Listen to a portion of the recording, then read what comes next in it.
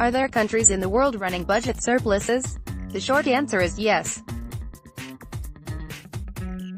In fact, according to Statista, the statistics portal, the 20 countries in the world running the largest surpluses as a percentage of gross domestic product (GDP) in 2017 were Micronesia 8.68%, Macao SAR 7.61%, Nauru 7.12%, South Sudan 5.75%, Norway 4.49%, Hong Kong SAR 2.19%, Grenada 2.15%, Tuvalu 2.08%, Chad 1.7%, Singapore 1.7%, Timor-Leste 1.57%, Kuwait 1.5%, Marshall Islands 1.36%, Korea 1.21%, Sweden 1.01%, Cyprus 0.87%, Germany 0.69%, Seychelles 0.66%, Netherlands 0.65%, and St.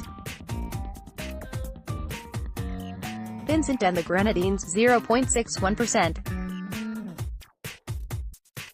With the exception of perhaps Hong Kong, Singapore, Germany, Norway and Sweden, few Bahamians would want to replace their residency in the Bahamas, with its 5.3% deficit to GDP, with any of these surplus nations. This simply makes the point that while budget surpluses are a desirable aim, they do not in and of themselves create the quality of life that citizens want to have.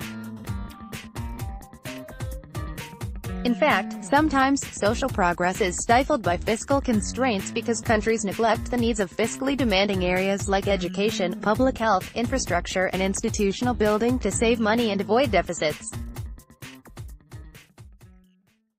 This much is true, however, for each of the countries that has a surplus, it has one because it is its express aim to do so. They do not have surpluses because they are royal rich or rich in some other wildly valuable natural resource. Micronesia has a predominantly agriculture and fishing economy. Macao has a balance of wholesale and retail trade, gambling, manufacturing, etc. Nauru is a phosphate mining and offshore finance jurisdiction. South Sudan is one of the world's poorest countries subsisting on oil production. Norway has a balanced economy based on oil and gas production among other activities. All these countries are managing their economies and fiscal affairs, whatever the resource endowments, to avoid crippling deficits and indebtedness.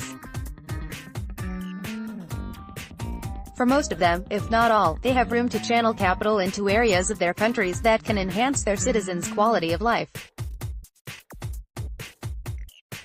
This room that they have is one that the Bahamas, and so many other developing countries find so limited. Expanding the room to plow resources into greater social development is what the country desires most. The Bahamas can get back to a state of fiscal health. It may not join these nations of surplus budgets, but it surely can come very close. Doing so is not merely a matter of government operations becoming more efficient or broad economic growth. It will also require a more financially literate population willing to partner with the government in creating a more fiscally healthy nation. Citizens in the Bahamas may not realize it, but their demands drive a great deal of decisions made by politicians, and bad decisions at that. It is not the demands made by the noisy few who call radio talk shows or write letters to newspapers, but the quiet majority whose demands come as MPs visit their homes or entertain them at various community functions. The demands come as ministers try to sense what it is that will drive voters to vote them in again.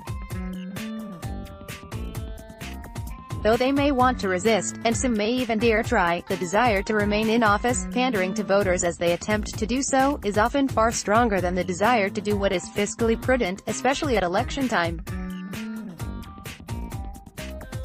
The Minas administration has a real opportunity in the time it has remaining to do something truly remarkable about our fiscal state.